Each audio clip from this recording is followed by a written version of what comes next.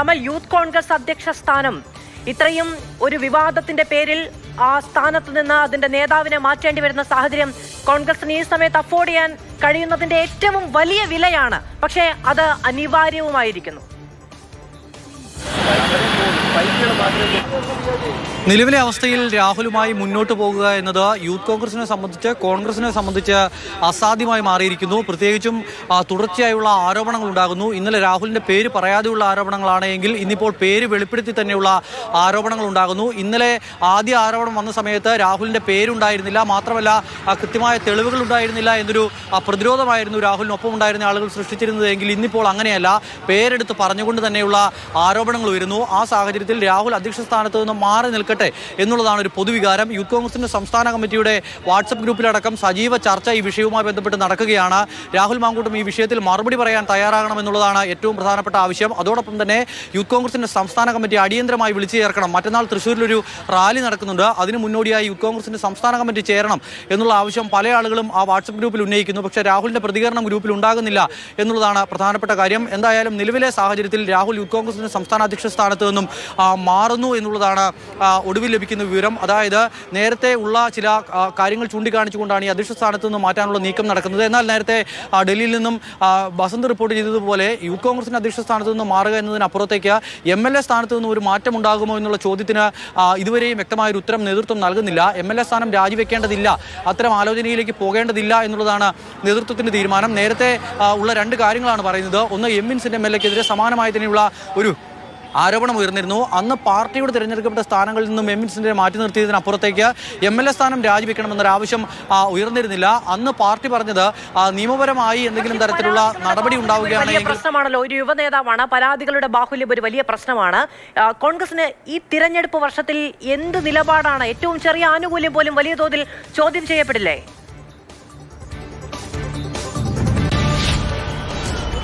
സ്വാഭാവികമാണ്. ഈ എൽദോസ് കുന്നപ്പള്ളിയുടെ വിഷയമുണ്ടായപ്പോഴും സമാനമായി MLA സ്ഥാനം രാജിവെച്ചില്ല എന്നൊരൊറ്റ കാരണം മാത്രമാണ് കോൺഗ്രസ് ഇന്ന് പറയുന്നത്. മാത്രമല്ല ഇടതു നേതാക്കളുടെ കാര്യവും പറയുന്നു. മുകേഷ് MLA രാജിവെച്ചില്ലല്ലോ എന്നുള്ള ചോദ്യം ഉന്നയിക്കുന്നു. അത്തരത്തിലുള്ള വിഷയങ്ങളൊക്കെ പറയുമ്പോൾ പോലും രാഹുലിന്റെ കാര്യത്തിൽ ആ പറയുന്ന നേതാക്കൾക്കെല്ലാം അപ്പുറത്തേക്ക് രാഹുലിന് കിട്ടിയ ഒരു പൊതു സ്വീകാര്യതയുണ്ട്.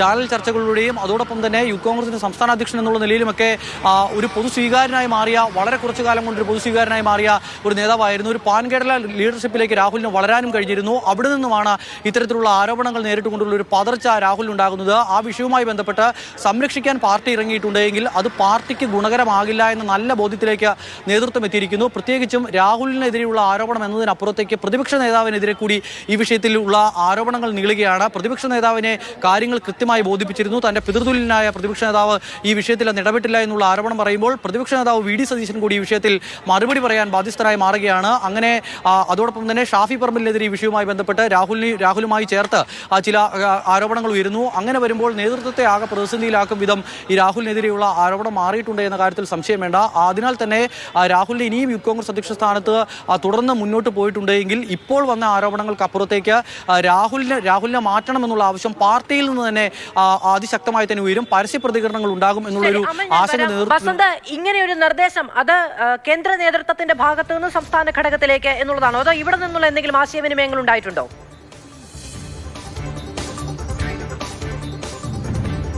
മാധു, ഇതിൽ ആശയവിനിമയങ്ങളുടെ വിഷയമല്ല. ഇതിൽ ആകെ ഉള്ളത് ഒരു തീരുമാനമെടുക്കുക എന്നുള്ളതാണ്. ആ തീരുമാനമെടുക്കാൻ വലിയ ചർച്ചയുടെ ആവശ്യമില്ല. ഇത്തരത്തിലൊരു ആരോപണം വരുന്നു. ഇന്നലെ രാത്രി ഒരു പെൺകുട്ടി പേര് വെളിപ്പെടുത്താതെ പറയുന്നു. ഇന്ന് പേര് വെളിപ്പെടുത്തിക്കൊണ്ട് ഒരു ആരോപണം വന്നു കഴിയുന്ന ഒരു സാഹചര്യത്തിൽ പാർട്ടി തീർച്ചയായും പ്രതിരോധത്തിലാണ്. അവിടെ ഒരു തീരുമാനം ഇനി നീട്ടിക്കൊണ്ടു പോകാൻ ഹൈക്കമാൻഡിന് കഴിയില്ല. ദീപാദാസ് മുൻഷിക്ക് ലഭിച്ചിട്ടുള്ള, അതായത് കേരളത്തിന്റെ ചുമതലയുള്ള സെക്രട്ടറിക്ക് ലഭിച്ചിട്ടുള്ള പരാതികളൊക്കെ തന്നെ കേരളത്തിലേക്ക് കൈമാറിയിട്ടുണ്ട്. സ്വാഭാവികം അവിടെ എടുക്കേണ്ട ഒരു തീരുമാനം. പക്ഷേ യൂത്ത് കോൺഗ്രസ് അധ്യക്ഷനെ നിയമിക്കുന്നത് ഇവിടെ നിന്നാണ്, ഹൈക്കമാൻഡിൽ നിന്നാണ്. അതുകൊണ്ട് തന്നെ അദ്ദേഹത്തോട് മാറി നിൽക്കാൻ അല്ലെങ്കിൽ മാറ്റാൻ ഹൈക്കമാൻഡിന് അവകാശമുണ്ട്. ഞാൻ നേരത്തെ പറഞ്ഞ പോലെ രണ്ട് രീതിയിലാണ് ഇതിനെ സമീപിക്കേണ്ടത്. ഒന്ന് സംഘടനാ തലത്തിലുള്ള ഒരു ചുമതലയാണ്, മറ്റൊന്ന് ജനങ്ങൾ തിരഞ്ഞെടുത്ത ഒരു പദവിയാണ്. ഇത് രണ്ടാണ്. അപ്പോൾ സംഘടനാ തലത്തിൽ എടുക്കേണ്ട ഒരു നടപടിയിലേക്ക് ഹൈക്കമാൻഡ് നീങ്ങുന്നു. അത് യൂത്ത് കോൺഗ്രസ് അധ്യക്ഷ പദവിയിൽ നിന്നും രാഹുൽ മാങ്കൂട്ടത്തിലിനെ മാറ്റി നിർത്തി മാത്രമേ ഇനി ഹൈക്കമാൻഡിന് മുന്നോട്ട് പോകാൻ കഴിയുകയുള്ളൂ, അല്ലെങ്കിൽ പാർട്ടിക്ക് കഴിയുകയുള്ളൂ. ആ നിർദ്ദേശവും പാർട്ടിക്ക് നിന്നുണ്ടാകുന്നു, ഹൈക്കമാൻഡിന്റെ ഭാഗത്തു നിന്നുണ്ടാകുന്നു, അത് സംസ്ഥാന തലത്തിലും പ്രതിഫലിക്കുന്നു എന്നുള്ളതാണ് നമുക്ക് മനസ്സിലാക്കുന്നത്.